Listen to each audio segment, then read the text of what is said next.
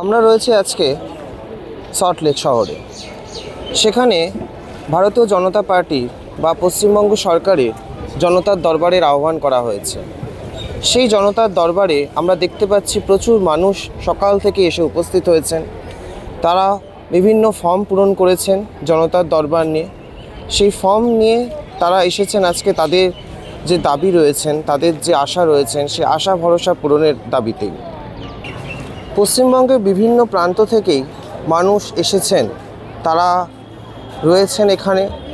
তারা শুধু একটাই দাবিতে এসেছেন, যেন তাদের এতদিনের লড়াই, তারা যেভাবে লড়াই করছেন, বিভিন্ন জনের বিভিন্ন যে লড়াই বা বিভিন্ন যে আবেদন রয়েছে, সেই আবেদনটি যেন বর্তমান প্রশাসন এবং বর্তমান সরকার এই জনতার দরবারের মাধ্যমে সমাধান করেন, সেই আশাতেই তারা রয়েছেন। সকাল থেকে এই অঞ্চলে একটা তৎপরতা আমরা দেখতে পাচ্ছি। পুলিশ প্রশাসন রয়েছেন, মাননীয় মুখ্যমন্ত্রী মহাশয় আসছেন আর কিছুক্ষণের মধ্যে। আমাদের মাননীয় মুখ্যমন্ত্রীর কাছে আমরা আবেদন করতে এসেছি আমরা যেন কামদুনি সুবিচার পাই। কারণ আমরা দেখেছি বিগত সরকার শুধু কামদুনি নিয়ে রাজনীতিই করেছেন। এর আগেও আমরা রাজ্য অফিসে এসেছি মাননীয় সমীর ভট্টাচার্য মহাশয়ের কাছে, এবং আমাদের কামদুনির ফাইল রিওপেন করার জন্য অনুরোধ জানিয়েছিলাম, এবং উনি আমাদেরকে আশ্বাস দিয়েছিলেন যে হ্যাঁ, কামদুনির ফাইল রিওপেন হবে। এবং ওনার তরফ থেকে উনি আমাদের মাননীয় মুখ্যমন্ত্রীর কাছে আবেদন জানিয়েছে যাতে পুনরায় আবার কামদুনির ফাইল রিওপেন করা হোক। এবং আমাদের বারুইপুরে গিয়ে দেখেছি আমাদের মাননীয় মুখ্যমন্ত্রী সেটাকে গ্রহণ করেছেন, এবং উনি বলেছেন যে যাতে কামদুনির সরকারি আইনজীবীদের দিয়ে সাহায্য করা এবং সুপ্রিম কোর্টের মামলাটা আবার পুনরায় দেখার উনি এগুলো করবেন। আমাদের রাজ্য সভাপতিকে অনেক অনেক ধন্যবাদ যে কামদুনির প্রতি উনি আমরা যে আস্থাটা ওনার উপরে রেখেছিলাম সেই আস্থাটা আমাদের পূর্ণ হয়েছে। আজকের মূলত এখানে এসেছি কিছু দাবি নিয়ে আমাদের মুখ্যমন্ত্রীর কাছে, কারণ গোটা বাংলা জানে যে কামদুনির ধর্ষণকারীদেরকে নিয়ে কীভাবে রাজনীতি করা হয়েছিল। সেই রাজনীতিটাকে দূরে সরিয়ে রেখে যারা দোষী, যারা জঘন্যতম থেকে জঘন্যতম অপরাধ করেছে তাদের দৃষ্টান্তমূলক সাজা যেতে হয়, সেই আবেদনটা নিয়েই জানাতে এসেছি আমাদের মাননীয়। তো আপনারা মূলত কি দাবি নিয়ে এসেছেন মুখ্যমন্ত্রী মহাশয়ের সঙ্গে? দাবি নিয়ে এসেছি আমাদের দীর্ঘ 23 বছর ধরে আমরা পশ্চিমবঙ্গের বিভিন্ন উচ্চ মাধ্যমিক স্কুলের আমরা চুক্তিভিত্তিক শিক্ষক। বর্তমানে আমাদের বেতন হচ্ছে 15,218 টাকা। এই বেতনে কারোর তো সংসার চলে না, আর প্রত্যেকের আমাদের যোগ্যতা আছে MA, MSc, MCom, BEd, এবং আমরা নিয়োগ হয়েছি কিন্তু গভর্নমেন্টের স্যাংশন পোস্টে। আমরা একমাত্র আমরাই চুক্তিভিত্তিক শিক্ষক, যেটা পশ্চিমবঙ্গের মধ্যে রয়েছে একমাত্র। বর্তমানে আমাদের সংখ্যা হচ্ছে 700, খুবই অল্প। এবং আমাদের বেতন হয় অন্যান্য টিচারদের যেরকম হয় গ্র্যান্টিনেট থেকেই বেতন হয় সরকারিভাবে।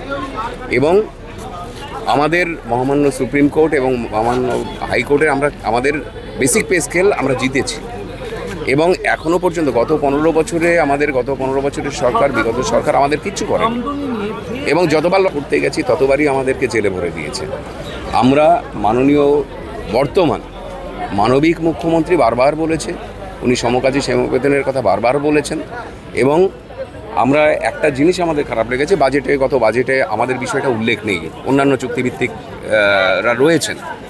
আমরা আশাবাদী মাননীয় মুখ্যমন্ত্রী মহোদয় উনি আমাদের এই যে বেসিক পে স্কেলের দাবি, উনি আমাদের সেই দাবিটা পূরণ করবেন। কারণ যেহেতু আমাদের আইনগতভাবে আর কোনো অসুবিধা নেই, যেহেতু সুপ্রিম কোর্টের রায় আমাদের আছে, এবং আমরা আশাবাদী আজকে দেখা করে আসার পরে অবশ্যই আমরা সেটা বলতে পারবো। 5 বছর ধরে এই সেতুর জন্য লড়াই করে যাচ্ছি। আগের সরকারে বিভিন্ন দপ্তরে আমরা দরবার করেছি, কিন্তু কোনো সুফল পাইনি, ফান্ড অ্যালট হয়নি। তারপর তো আগের সরকার চলে গেল, বর্তমান সরকারের কাছে আমরা আবার গৌড়েশ্বরী সেতুর দাবি নিয়ে এসেছি। তো সেখানে দাঁড়িয়ে থেকে আপনারা কোথায় কোথায় গেছেন এবং কত বছর ধরে এই লড়াইটা চালাচ্ছেন? আমরা 2020 সাল থেকে লড়াই করছি। প্রথমে সুন্দরবন উন্নয়ন দপ্তর, মন্টুরাম পাখিরা সুন্দরবন উন্নয়ন দপ্তরের মন্ত্রী ছিলেন। তারপরে বঙ্কিম হাজরা সুন্দরবন উন্নয়ন দপ্তরের মন্ত্রী ছিলেন। তারপরে পঞ্চায়েত দপ্তর, পঞ্চায়েতে সুব্রত মুখার্জি পঞ্চায়েতে মন্ত্রী ছিলেন। তিনি মারা যাওয়ার পর প্রদীপ মজুমদার পঞ্চায়েত মন্ত্রী হয়েছিলেন, তার দরবারেও গিয়েছিলাম। কিন্তু সেখান থেকে তারা অনেক রকম পরীক্ষা নিরীক্ষার পর বললেন যে পঞ্চায়েত দপ্তরের এত বড় ফান্ড নেই, আমরা করতে পারবো না। তারপর আমরা PWD ডিপার্টমেন্টে নবান্নের 8 তলায় প্রিন্সিপাল সেক্রেটারি অন্তরা আচার্যের কাছে আমাদের মাদার ফাইল জমা দেওয়া আছে, সেইভাবেই আছে এখনও পর্যন্ত। কোনো আর দ্রুততার সঙ্গে আর এগোয়নি। আচ্ছা, তো আপনাদের এই মূলত এই সেতুটির দাবি কেন? আপনারা কেন চাইছেন এই সেতু নির্মাণের জন্য? বিশপুর অঞ্চল, রূপমারি অঞ্চলের বিস্তীর্ণ অঞ্চল, প্রায় 50,000 মানুষ। সেই মানুষের প্রশাসনিক ভবন হচ্ছে হিঙ্গলগঞ্জ ব্লকে হিঙ্গলগঞ্জ সিটিতে। সেখানে BDO office, LRO office, bank, post office এবং কৃষি মান্ডি, কলেজ, পলিটেকনিক কলেজ, তারপর মহাবিদ্যালয় এবং গ্রামীণ হসপিটাল সব কিছুই ওই পারে। মাননীয় মুখ্যমন্ত্রীর আয়োজিত এই জনতার দরবার তিনি আয়োজন করেছেন সরাসরি জনতার জন্য। সরাসরি জনতার মুখে তিনি শুনে নিতে চান যে তাদের কি দাবি রয়েছেন, তাদের কি ক্ষোভ রয়েছে, কি দুঃখ রয়েছে। সেটা শুনে তিনি দ্রুততার সঙ্গে তার সমাধান সূত্রের আয়োজন করেছেন এই জনতার দরবারের মাধ্যমে।